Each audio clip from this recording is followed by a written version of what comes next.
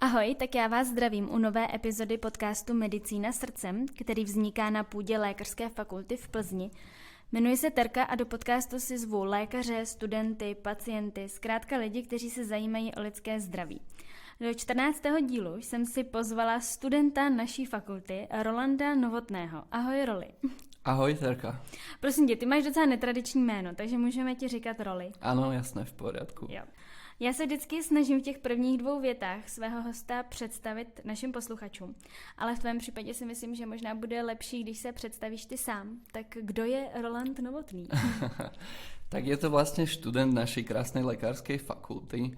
Pochádzam z malej dedinky menom Zemplínske Hradište, čo je vlastne inak nazývaný aj Bocianopolis. A v podstate vo voľnom čase sa vlastne venujem to, čo ma baví, čiže píšem články, pracujem ako online tréner, popri štúdiu sa snažím pracovať aj v nemocnici a nejak tak sa snažím rozvíjať po každej stránke v podstate. Mě teda zaujal hlavně tvůj blog a Instagram, kde sdílíš různý svoje příspěvky a příběhy a také na mě působíš jako takový motivační řečník. Říkají ti to kamarádi? No ani moc nie, akože možno minule, keď som vydal nejaké to video len do tých príbehov, tak mi niektorí kamaráti hovorili, že oni mi hovorili, že no až ty by si mohol akože trošku tak motivovať ľudí a nakopávať ich a ja hovorím prečo? Akože si robíš zo mňa srandu, lebo väčšinou oni si robia zo mňa ako takto srandu. Ale on mi hovorí, nie, akože fakt to bolo dobre, že skús to. A ja hovorím, no dobre, no tak porozmýšľam nad tým. Ta tvoje cesta na medicínu nebyla úplně jednoduchá a ne úplně tak přímočará, jako to mají většina studentů, že po Gimplu nastoupí na medicínu. Mohl by si povyprávět ten svůj příběh? Áno, jasné. Môj príbeh je trošičku komplikovaný a neúplne jednoznačný, možno nie každý to pochopí, ale vlastne ja som začínal na strednej priemyselnej škole elektrotechnickej v Košiciach, študoval som technické lyceum. Bližšie dôvody sa ma radšej nepýtaj. Viem, že som šiel na tú školu, aby som sa vyhol niektorým predmetom, ktoré som nemal rád, napríklad zemepis, dejepis a tak ďalej. A zaujímali ma počítače, skrátka asi ako každého malého chlapca, alebo každého malé dieťa. Tak som tam šiel a zistil som, že pôjdem aj na vysokú školu na technickú. Strašne som sa chcel dostať na informatiku, ale ma nezobrali, tak som šiel na elektrotechniku.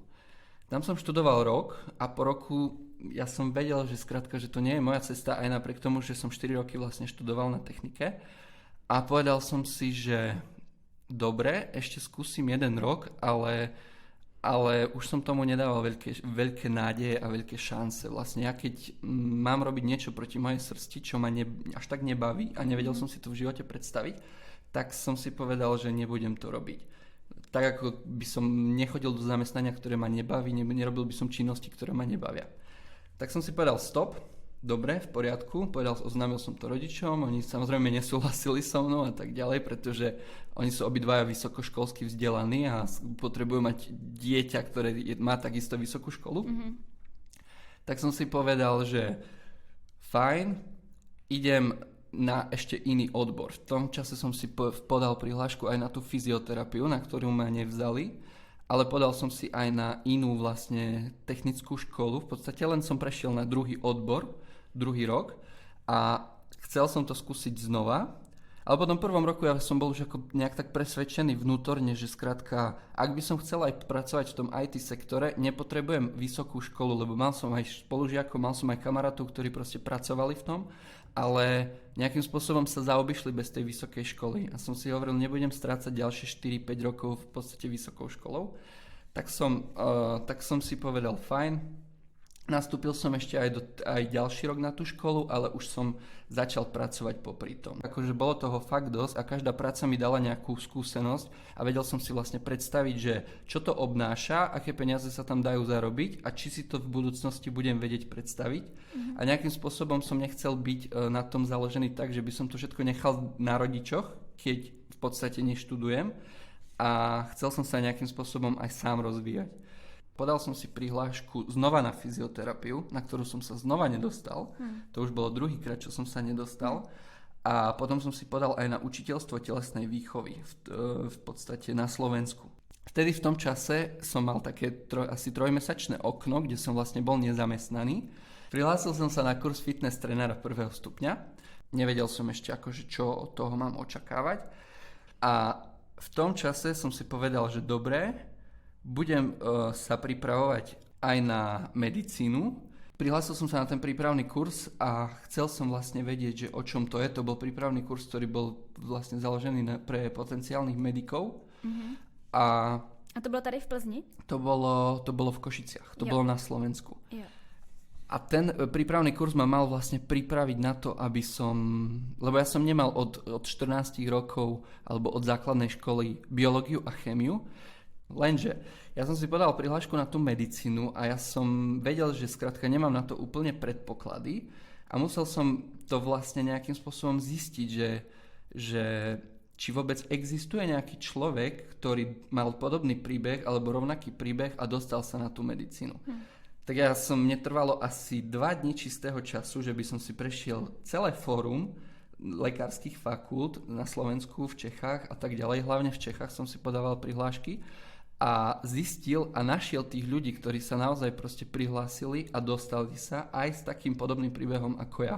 Takže vedel som, že je to reálne a našiel som si tých správných ľudí.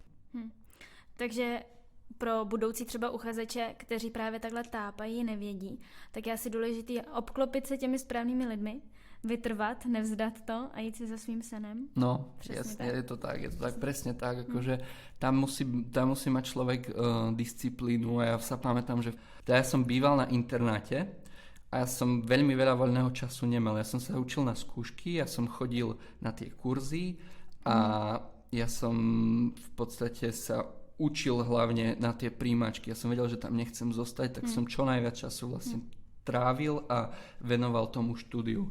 Bolo to ťažké, boli to ťažké časy, ale neľutujem to. A v podstate, ak mám pravdu povedať, ja vôbec neviem, ako som sa sem dostal, pretože ja keď som si podal tie všetky prihlášky, ja som si podal aj do Prahy na prvú lekársku, som si podal v Plzni a som si podal znova 3-krát do toho Olomouca a mňa neprijali nikde.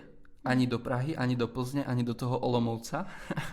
A ja som v podstate nevedel, že akože čo mám ďalej robiť. Vedel som, že mám nejakú poistku, že som ten fitness tréner, že môžem vlastne, je to trend v dnešnej dobe a môžem sa aj takým spôsobom uživiť, alebo takým spôsobom začať svoju kariéru. Ale nestačilo mi to a hlavne ja som si podal tú prihlášku na medicínu z toho dôvodu, že ja som to nemal tak ako niektorí, že som zahral ako malý s fonendoskopom, alebo že to bol môj detský sen. Ale ja som to mal skôr z toho pohľadu, že mňa zaujímali tie vedomosti. Ja, ak som bol keď som si robil ten trénerský kurz, ja som sa stretol s jedným takým, dá sa povedať, že obrovskou kapacitou pre mňa, s jedným človekom, ktorý nám vysvetľoval tú biochémiu a hlavne tú výživu. A ja som sa zastavil po jeho prednáške za ním a som sa ho pýtal, že vlastne, že akú školu študoval a čo konkrétne študoval a či mi vie poradiť nejakým spôsobom, že ako sa môžem dostať na takú úroveň. Mňa to fascinovalo proste vedieť o takýchto veciach, tá biochemia. Takže nejak tak som sa k tomu dostal. No, to bolo zdlhavé. Vyčerpávající, ale obsáhle. No. Nicméně na medicínu se teda úspěšně dostal. Jsi teda spokojený už? Som spokojný, ale nejakým spôsobom je to ťažká škola, je to náročná škola a veľmi časovo náročná. A myslím si, že neštudujem, ale bojujem na tej škole. Ale som spokojný a ak to mám porovnať s inými vysokými školami, ktoré som študoval, ktorými som prešiel, tak táto je náročná škola, už sa opakujem 3-krát, ale baví ma sa to učiť, nasávať tie vedomosti a nejakým spôsobom sa rozvíjať, pretože viem, že je to komplexný odbor, má to budúcnosť a má to perspektívu vlastne do budúcnosti. Čiže som spokojný. To je dobře. Že som ti odpovedal na tú otázku. To je dobře. Je něco, co tě na medicíně překvapilo? Áno, prekvapilo ma hlavne v porovnaní s inými tými vysokými školami v podstate to, že tu je taký bližší tímový duch. Tu si vlastne všetci nejak tak držia prsty, podporujú sa aj pred tými zápočtami. Napríklad, keď sme mali inú skupinu, tak nám povedali napríklad na tej anatómii, aké tam mali štruktúry a tak ďalej, hej, že skrátka nejakým spôsobom sme sa dokázali tak spolupracovať. A to som si napríklad na predošlej vysokej škole nevšimol, že by sme sa nejak, nehovorím, že sme si podkopávali kolena, ale nejakým spôsobom sme nespolupracovali úplne tak, ako tu na tej medicíne. Takže ten tímový duch sa mi páčil a prekvapilo ma aj to, že tá škola je ťažká. Čakal som, že toho bude trošku menej. A hlavne mňa aj prekvapili názory mojich rodičov, lebo napríklad moja mama si nikdy o mne nemyslela, že sa prihlasím na medicínu, to je jedna vec. A druhá vec je to, že ona si myslela, že ak vlastne sa dostanem do tej anatómie a začnem sa to učiť, že to kvantum učiva ma úplne odradí a že skončím s tým, že sa dobrovoľne vzdám, pretože ja som vlastne preušil 2 vysoké školy z vlastného dôvodu, čiže tá istota a tá dôvera mojich rodičov ku mne nebola až taká vysoká, ako by som očakával, vieš. Ale zase na druhej strane ja im strašne musím poďakovať, že vôbec sa mi neotočili chrbtom, keď som sa takto rozhodol, ako som sa rozhodol. A veľmi im ďakujem, že ma stále podporujú v tomto. Takže zmenili na to třeba už názor? Zmenili úplne názor, mňa teraz veľmi podporujú a chcú, aby som túto školu doštudoval aj napriek tomu, že mám nejaké stratené roky. Takže... To je krásný. Ty už si tady naznačil biochemii a samozřejmě těch těžkých předmětů je hodně. Které zkoušky byly pro tebe úplně ty nejtěžší? Úplne najťažšia bola hlavne tá biochemia, pretože ja som v podstate od 14 rokov nebol v žiadnom laboratóriu a mne to bolo veľmi cudzie. Ja som nemal chémiu od 8. ročníka a biológiu takisto na celej strednej škole, takže hlavne preto som aj chodil na ten kurz prípravný, že by som sa nejakým spôsobom dostal do toho, ale tá biochemia bola hrozná. Ako jak som spomínal na tom trénerskom kurze, jak som bol za tým človekom, že ma to fascinovalo a zaujímalo, tak keď som prišiel do toho 2. ročníka a videl som všetky tie vzorce, ktoré sa musím naučiť a tak ďalej, tak som si povedal, že toho je fakt kvantum a neviem, ako sa to naučím. A druhá vec, mne sa na tej biochemii tiež aj nejaké trapasy stali, no takže... Tak povídej. Ach jaj, no ako úplne to bolo na prvej hodine na tej biochemii, alebo to bolo viac menej skôr na tej chemii, lebo my sme v prvom ročníku mali tú lekárskú chémiu. Áno. Ja nejakým spôsobom celý život bojujem s dochvíľnosťou, takže som meškal na hodinu asi 10-15 minút. Prišiel som na tú hodinu a vtedy, ak sme sa prezliekali, tak som zistil, že vlastne ja nemám plášť. Takže som si musel ísť vypýtať plášť.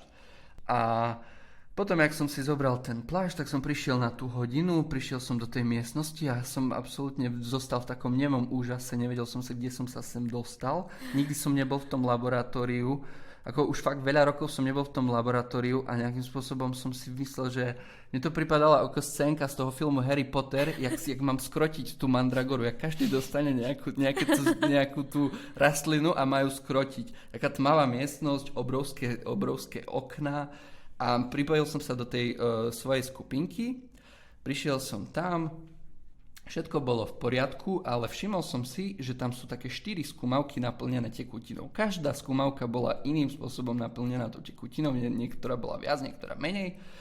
A som si mi nedalo, ešte som videl aj predtým nejakú laborantku, ktorá vylievala všetky tie 4 skúmavky, tak som si povedal, dobre, zopakujem všetky kroky po nej. Dobral som všetkých tých 4 či 5 skúmavok, vylial som ich do drezu. A potom nejakým spôsobom sme sa dostali k tomu, že naša pani inžinierka nám rozprávala to, že každá skupinka dostala neznámy vzorek a ten bude chtít pak na konci hodiny vlastne vedieť od nás, že co to je, co sme si vlastne vytáhli. Tak, to, čo keď som počul, mňa úplne zamrazilo a som si povedal, dobre, utekal som k nej a ja hovorím, ospravedlňujem sa vám, ale môj neznámy vzorek pláve v sifóne. Ona na mňa úplne tak vzdesene, vystrašene pozrela. Taký vražedný pohľad som v živote nevidel. A mi hovorí, že pane kolego, a to si ze mne deláte srandu? A ja hovorím, ne, nedelám, proste naozaj, tak to je. Som proste vylial ten neznámy vzorek. Ja som si myslel, že to je čistá tekutina. A ona, víte, co ste mohol spôsobiť? A ja hovorím, nevím, vy ste mohol zabiť pacoša. A ja hovorím, prosím, v duchu som si povedal, trošku tekutiny som vylial, už mám zabiť pacoša, hneď prvá moja hodina, zapísal si sa výborne, Roland. Super. Tak si hovorím, dobre. Tak ešte tak 5 minút ma tam ešte naťahovala, chcela ma poslať domov, nemal som plášť, prišiel som neskoro, vylial som neznámy vzorek, proste celé zle. veľký špatný a potom mi povedala, že dobre, no, tak ja vám dám ten neznámy vzorek a choďte za tou vaší skupinou. Takže bola ústretová, nakoniec mi vyhovela, ale proste bola totálne vyšokovaná a vravela mi, že to sa mi niekde nejak moc nestalo. Ale na tej biochemii boli rôzne také prípady, no. Ale bolo to fajn. Spomínam na to rád. Už teraz, v dobrom. Jasně. Ty už si tady naznačil spoustu úspěchů a neúspěchů ve svém životě. Tak co pro tebe znamená úspěch? Úspech znamená pre mňa niečo, keď nad niečím sa trápim, strašne veľa času do toho investujem. Aj také tie malé úspechy sú pre mňa prioritné, ale aj také väčšie. Čiže ja sa snažím stále nejakým spôsobom byť úspešný a zase s tým neúspechom si myslím, že sa treba naučiť bojovať hlavne na tej medicíne a hlavne na takých ťažkých školách. Ja som si prešiel strašne veľa neúspechmi v živote, už len tým, že som sa nedostal na každú školu, na ktorú som chcel, že som v podstate stratil prácu z jedného dňa na deň, že som sa ocitol v inej krajine a bol som bez práce, bez peňazí a tak ďalej. Nebudem to úplne rozoberať do podrobná, ale každý taký neúspech mi v podstate ukázal nejakú cestu, ako sa z toho neúspechu dá dostať. A každý neúspech napríklad aj na tej vysokej škole, ktorú študujem, ma nejakým spôsobom posunul ďalej. V prvom ročníku, keď som zažil neúspech a vypadol som vlastne úplne z prvého predmetu, z prvej skúšky, čo sme mali v zimnom semestri, tú lekárskú chémiu, tak ja som bol strašne z toho smutný a zničený a ja som si to vôbec nevedel predstaviť. Som si povedal, že toľko som sa učil na tú medicínu, celý rok som drel a zrazu vypadnem na tej chémii a viem, že v porovnaní s mojimi bývalými alebo s rovesníkmi a spolužiakmi, oni to dávali ľavo vzadno a ja som proste vypadol. Ale aby som sa vrátil k tým neúspechom, ja som potom zistil, že vlastne každý neúspech alebo každé také zlyhanie má nejaký dôvod v živote a treba to čo najrýchlejšie vlastne odšifrovať. Čiže ľudia alebo študenti, keď vypadnú na skúške, oni začnú veľmi rýchlo robiť rázne rozhodnutia. Ja si myslím, že si treba oddychnúť, nejaký čas tomu venovať. Skrátka, ja to mám tak, že ja keď vypadnem na skúške, ja sa snažím celý deň nemyslieť na to, že som študent, že chodím do školy, že som bol na skúške a tú hlavu v podstate fakt odreagujem a pôjdem cvičiť, pôjdem športovať, pustím si niečo, ale naozaj sa tie myšlienky vôbec do toho nesmerujem, pretože človek, keď si povie, že vypadol a je ešte v takom tom emočnom výleve, tak robí rozhodnutia, ktoré by nemal.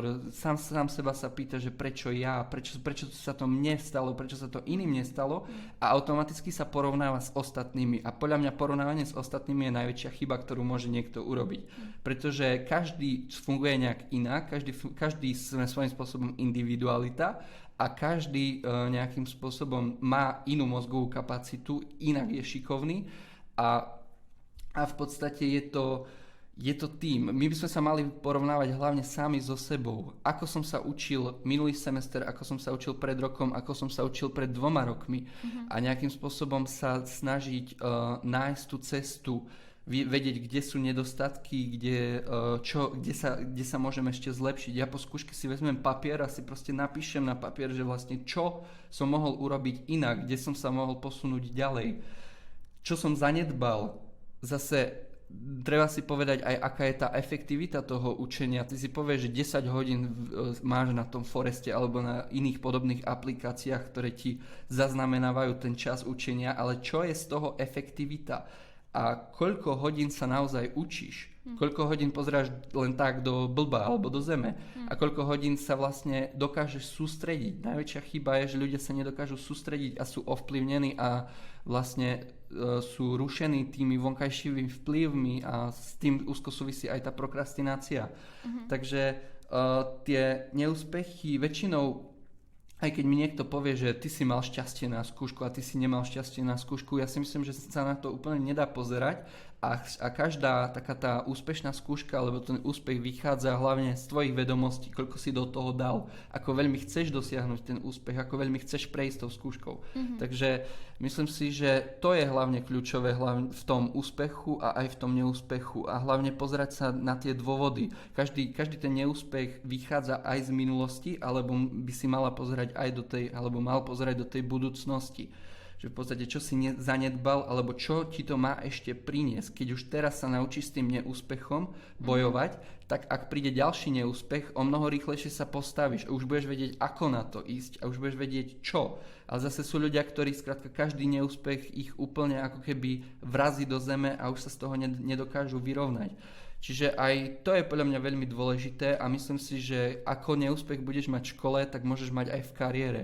A keď sa naučíš v škole vlastne strebávať alebo vyrovnať sa s tým neúspechom, tak ti to pomôže aj v iných aspektoch života, v kariére, vo vzťahoch a tak ďalej. To si řekl krásně. To je přesně, jak jsem říkala, Ďakujem. Že působíš jako motivační řečník. Tak doufám, že to určitě někoho namotivovalo. Dúfam, a ja.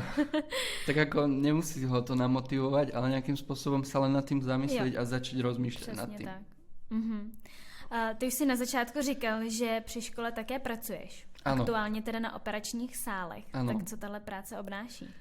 Na operačných sáloch v podstate nepracujem dlho, ale pracoval som ako taký behavý, takový ten sanitář. A spracoval som na chirurgii, pracoval som na interne a je to ťažká práca z toho dôvodu, že je to práca s ľuďmi. Každý človek je iný a musím sa mu prispôsobiť a ja sa snažím tým pacientom ako správať a pôsobiť na nich profesionálne. Či je veľmi milý ten človek, alebo je nejakým spôsobom naštvaný zo života, alebo je smutný, alebo je agresívny. Ja sa snažím zachovať hladnú hlavu a nejakým spôsobom sa s každým baviť normálne. A mne sa páči tá práca s ľuďmi, lebo napríklad ja som mal jednu pacientku, ktorú som bral na lôžku a bral som ju na rentgen alebo na CTčko a bral som ju s postelou a potom keď sme skončili a ona mi vo výťahu bola veľmi vďačná, pretože ja som sa akože o ňu staral a ja som nerozumel, že akože prečo. Že ja jej hovorím, že to je len naša práca. Ona mi hovorí, že ďakujú, fakt ďakujú, že sa o mne tak pečujete. A ja vravím, ale to je naša práca. A ona mi hovorí, no jo, ale jaká obětavá. A ja hovorím, no tak ďakujem za tie slova, ale si myslím, že lekárska práca je ešte viac obetavejšia. A ona úplne sa mi rozplakala v tom výťahu a podala mi ruku a bolo to strašne dojemné. A ja si hovorím, akože áno, že to je tá práca, ktorú chcem robiť, že aj takéto zážitky a pocity zažívať s tými pacientmi. Ako fakt ma to vtedy dojalo a si hovorím, ja som v podstate nič neurobil. Ja som vás len odviezol z CTčka na vaše lôžko a nejakým spôsobom som sa vám snažil pomôcť. Na tých chirurgických sálach to je pekné, pretože ja som tam stretol aj lekárov, ktorí ak povieš, že si medic alebo ak si študent medicíny, tak oni úplne inak pristupujú k tebe. Ako keď ideš napríklad aj na ten rentgen alebo ideš na CTčko, tak oni ťa vezmú do toho svojho okienka, do toho svojej miestnosti a môžeš tam vidieť, môžeš sa ich pýtať. Ale keď povieš, že si sanitár, tak proste ťa pošle za dvere a môžeš tam 10 minút čakať na chodbe. Takže trošku inak pristupujú, ale zase ja nechcem byť úplne otravný. Mňa to strašne zaujíma, aj sa snažím ako tak nejak pozorovať tú operáciu, keď som v práci, ale zase potom niekedy sa pristihnem pri tom, že nerobím tú prácu úplne na 100%, že skrátka, že mal by som byť pri tých svetlách, zapínať, vypínať a ja som chcel, ako mňa to zaujíma, ja som zvedavý a to mi jeden sanitár povedal, že ty seš veľmi zvedavej a měl by si sa sústrediť víc na toho sanitáře, ne na toho lékaře. A ja hovorím, áno, máš pravdu, ale proste mňa to zaujíma, no a potom rýchlo utekám a je tam ešte väčší stres. A ty už si taky říkal, že pracuješ jako online fitness trenér. Jak takové koučování probíhá? Online fitness trenér, no, je to trošičku obmedzené z toho hľadiska, že vlastne nie je to úplne fyzický tréner a ja toho človeka nemôžem vidieť. Môžem ho vidieť na kamere, môžem vidieť, ak mi pošle nejakú takú techniku cvikov, ale nepoznám toho človeka, nepoznám jeho minulosť. Čiže v tom je to trošičku obmedzenejšie, ale ku mne, keď príde nejaký klient, alebo mám nejakého nového klienta, s ktorým pracujem online, tak ja mu pošlem dotazník, veľmi dlhý dotazník, on ho vyplní a na základe toho dotazníka u nás vlastne prebieha audiohovor alebo videohovor, ktorý trvá hodinu, 2 hodiny a tam si rozvrhneme, tam mu vlastne priblížim, o čo ide. A ja sa snažím každého klienta nejakým spôsobom naučiť základné princípy.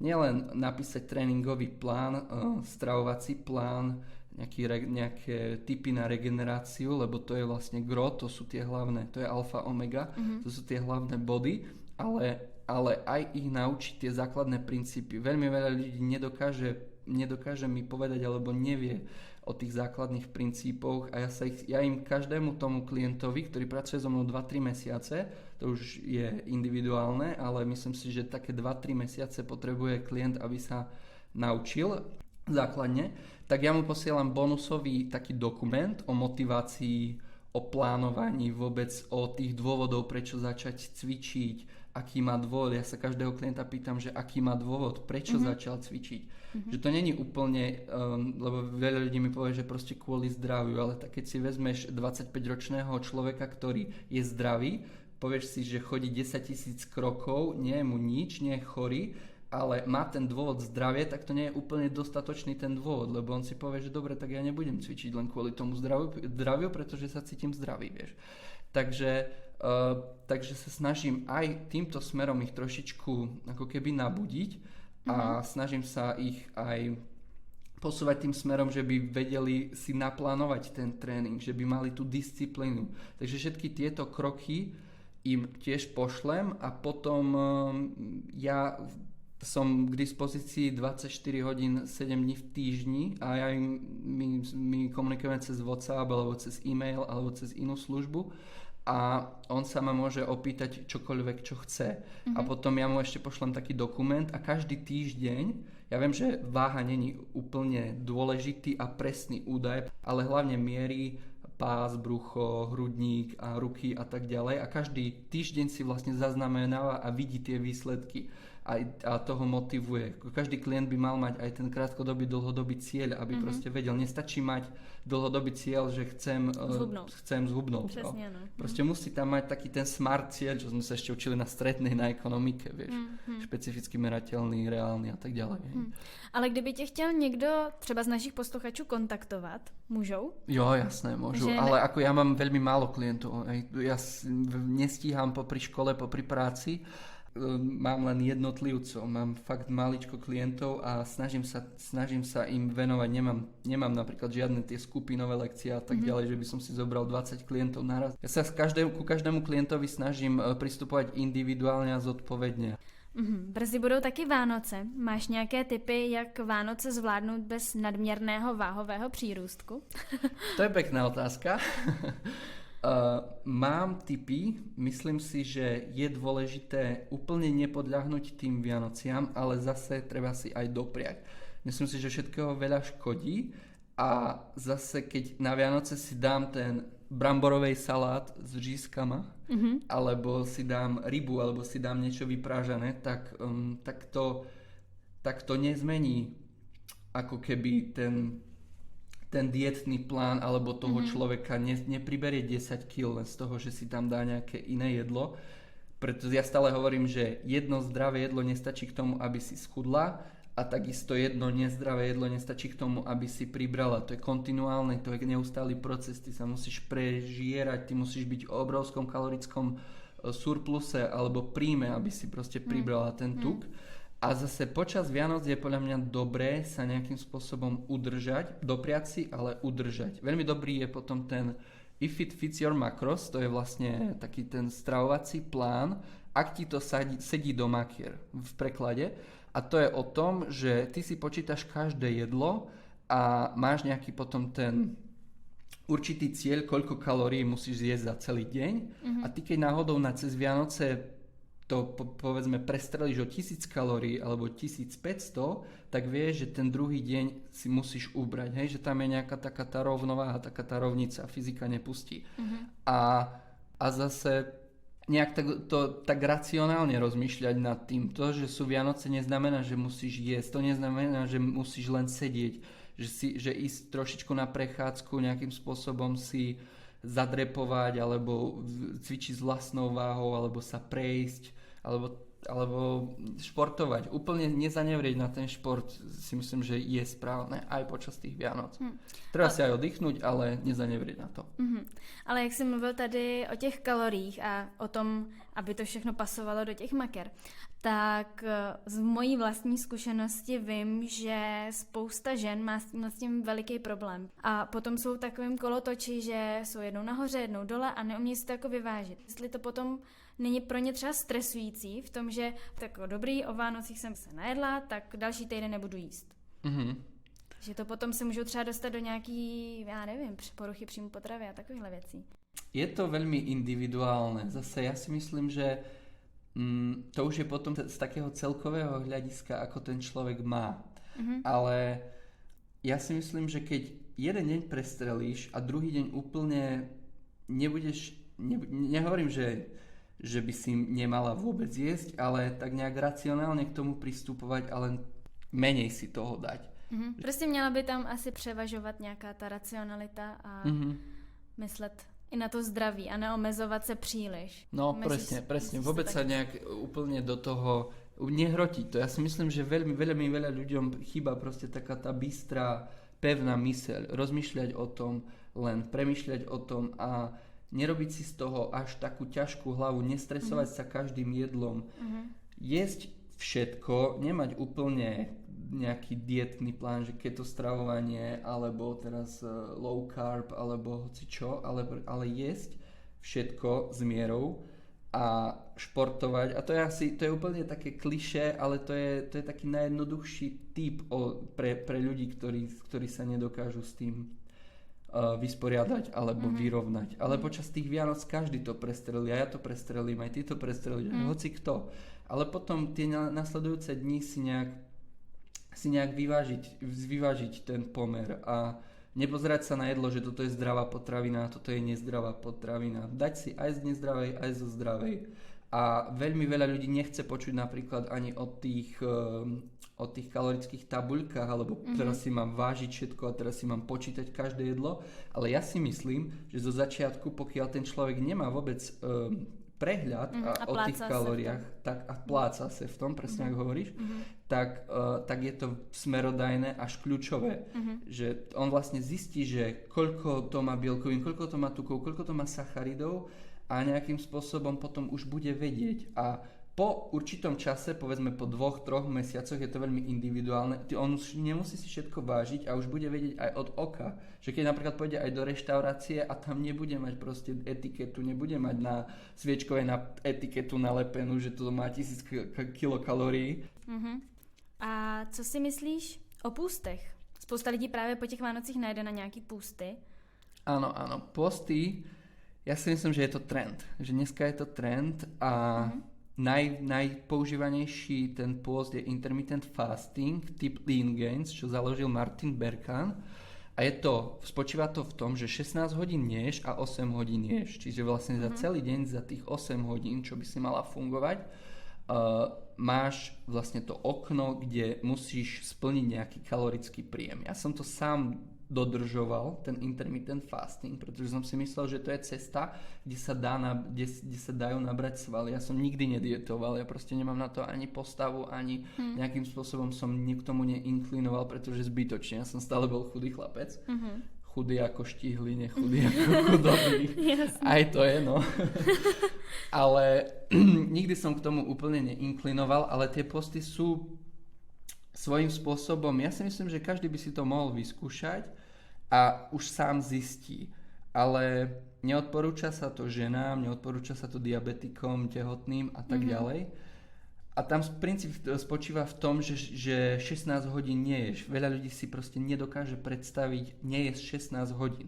Keď oni fungujú vlastne na tom sacharidovom metabolizme, že potrebujú pravidelný prísun glukózy, že ich mozog vlastne vyžaduje pravidelný prísun glukózy každé 2-3 hodiny.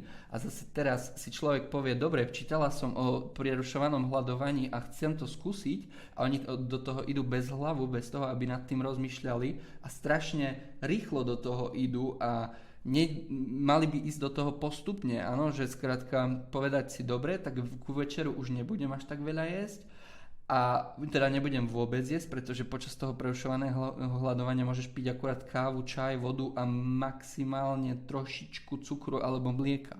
Tam sú nejaké tie normy, ale trošičku, aby to nenarušilo vlastne ten stav, do ktorého sa chceš dostať. Čiže to prerušované hľadovanie je téma, ktorá je komplexná, ktorá je trendová, čo je používaná. Sú rôzne potom tie typy. Máš potom warrior diet, kde 20 hodín neješ, potom sú niekoľkodňové posty. A veľa ľudí si to absolútne nedokáže predstaviť, pretože fungujú vlastne na tom sacharidovom metabolizme, kde potrebujú ten pravidelný prísun. Ale ako náhle si od toho odvyknú a ako náhle nerozmýšľajú ustavične nad tým jedlom, to je tiež problém. Ľudia proste nejedia z toho dôvodu, že sú hladní, ale z toho dôvodu, že chcú, že len tak len na chuť, že si zobnem tu a zobnem si tam. A to je trošičku problém. A zase to prerušované hľadovanie alebo ten intermittent fasting je aj zo zdravotného hľadiska veľmi dobrý. Znižuje to hladinu krvného cukru, LDL cholesterol není vysoký a tak ďalej. Čiže podporuje to autofagocytózu, podporuje to vlastne tú bunečnú reparáciu. Já jsem četla, že to spoustu lidí zkouší, ale že si potom třeba upravují to časové okno, že jim třeba nevyhovuje 8 hodin jíst, ale mají třeba na 10. Ano. Že i to potom jde trošku v souladě s tím jejich cirkadiálním rytmem, s výkyvy hormonů a cukru v krvi a tak. Áno, ja som to tiež v podstate ako keby tabuľkovo dodržiaval. Ja som si myslel, že to je jediný spôsob, je to super. Som si prešiel strašne veľa takými stravovacími plánmi a jedného dňa sa mi stalo, že som omdlel. Že som ráno vstal z postele a som omdlel. Jako při tom intermittent. Pri tom intermittent fastingu, práve. Ale ja nechcem povedať to, že teraz každý, kto skúsi, že to zažije takisto. Ja som sa snažil to dodržiavať, ale nemal som ten kalorický príjem. Ľudia, ktorí jedia povedzme 5-6 krát do dňa alebo 4 krát do dňa a sú na to zvyknutí a teraz majú za 8 hodín zjesť taký rovnaký počet jedál, tak oni sú už sytí po tom jednom, možno 2 jedlách a skrátka ja som mal veľmi malý kalorický príjem, práve preto a som pil vtedy aj dosť málo vody, to bolo v lete, viem, že sa mi to stalo a nejakým spôsobom som ten kalorický príjem mal pár dní alebo viac dní po sebe nízky, čiže každý nech si nájde nejaký taký ten svoj spôsob, ale za vyskúšanie nič nedáš. Ja som si povedal, že stále každý taký ten stravovací plán si vyskúšam na sebe a potom to po prípade budem odporúčať ľuďom. Ale napríklad je to fajn spôsob, ako napríklad redukovať tuk, hlavne pre chlapov. Pre ženy sa to až tak veľmi neodporúča ten intermittent fasting, ak mám pravdu povedať. Aj z toho hormonálneho hľadiska. Ale to je nejaká teória. Každý by si to mal vyskúšať na vlastnej koži, ako s tým budú vlastne zaobchádzať, alebo ako na nich bude, ako to ich telo bude reagovať na ten stravovací plán, stravovací typ. Ano. Já mám ještě pro tebe otázku. Ty se kromě sportu a medicíny věnuješ také blogování. Jak se jmenuje tvůj blog? Večný študent. Takže to tě vystihuje. 2 Y. Ja neviem ani, jak som sa dostal hlavne k tej prezývke. Myslím, že mi to mamka raz povedala. Ale ja som sa aj na internete nejak tak našiel, alebo nie, že našiel, ale našiel tipy, alebo vlastne tie názvy Večný študent a potom som si povedal, však som vlastne medic študuje stále, takže proste nemusím sa ani za to hanbiť, som proste večný študent. A jak ti napadlo vôbec začít s blogováním? No, to je dobrá otázka.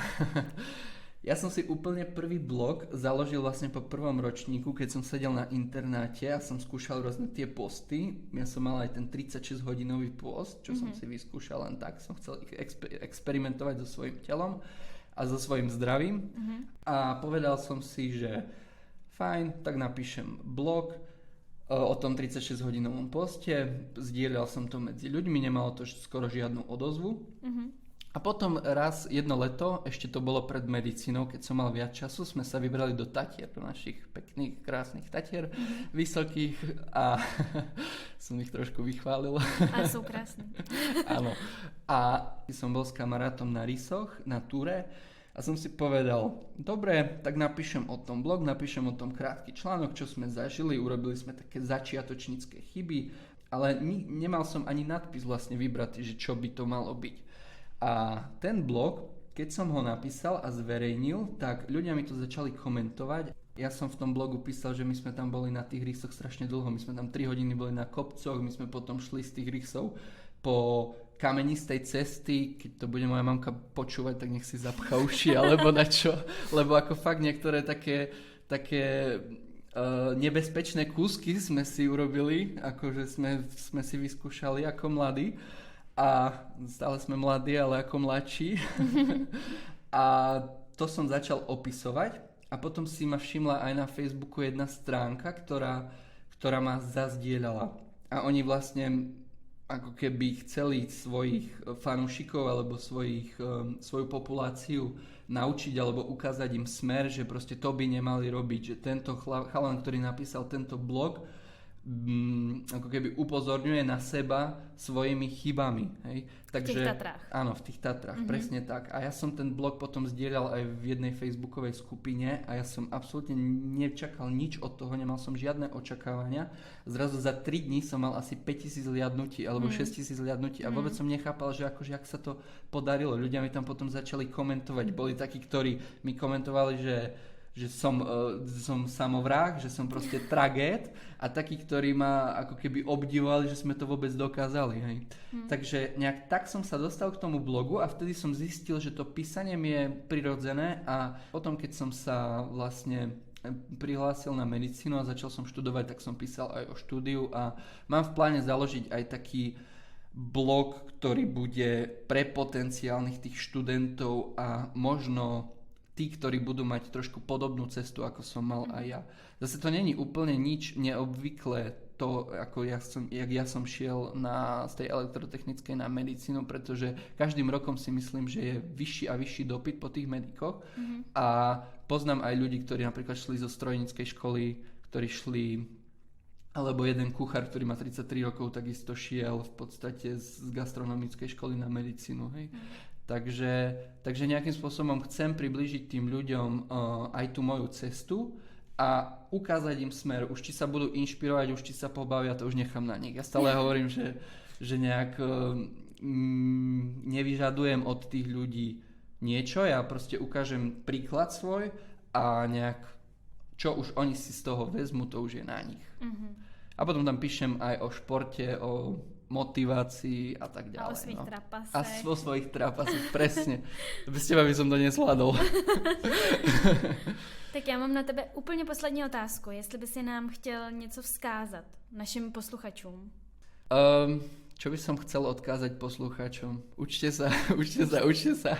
Nie. Akože nejakým spôsobom nech si každý nájde to, čo ho baví, nech si ide každý za svojím vlastným snom, to je totálne klišoidné, ale nič iné mi nenapadá. A nech sa pozerajú aj na to štúdium, aj na tie skúšky trošku iným pohľadom, nech rozmýšľajú nad tým, keď napríklad zlyhajú na tej skúške, že čo mi to prinieslo, čo mi to ubralo, ako sa mám ďalej rozvíjať teraz.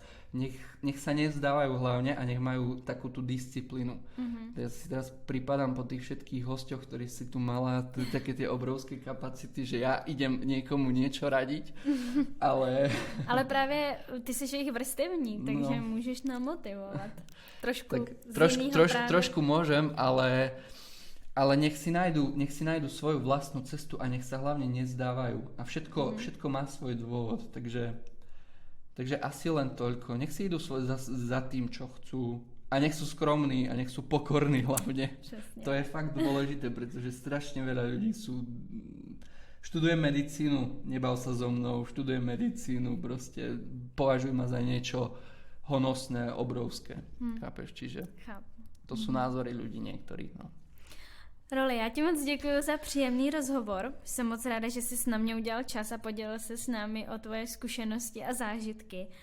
Přeji ti hodně úspěchu, ať už ve škole, v práci nebo ve sportu. Měj se moc hezky a ahoj. Ďakujem pekne za pozvanie. Ja som si to užila. Dúfam, že som odpovedal na všetky otázky, ktoré si chcela počuť. Děkuji. Ahoj. Ahoj. Pozdravím poslucháčov. A s vámi se pro dnešek také loučím. Určitě nám dejte vědět, jak se vám epizoda líbila, ať už ve vaší mobilní aplikaci nebo prostřednictvím e-mailové adresy, kterou najdete v popisku epizody. Pokud vás náš podcast baví, můžete zakliknout odběr ve své aplikaci nebo zvoneček, aby vás na každou novou epizodu upozornil a už jste o žádnou nepřišli. Já se na vás budu opět těšit za 14 dní, mějte se krásně a ahoj.